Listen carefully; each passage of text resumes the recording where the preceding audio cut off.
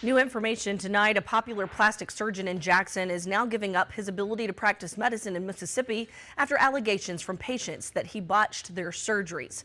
Documents obtained by 3 on Your Side show Dr. Adair Blackledge surrendered his medical license at the end of last year. The news comes months after a scathing investigation by Mississippi Today involving several of Blackledge's patients and claims that he messed up their medical procedures. The news organization also found Blackledge performed surgeries far faster than many in the field.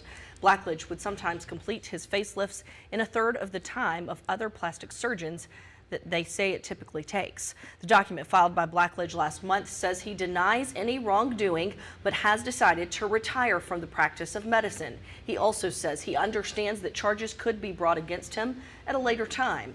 Blackledge told the Mississippi State Board of Medical Licensure last month in the letter that he was giving up his license, which effectively ends the board's investigation.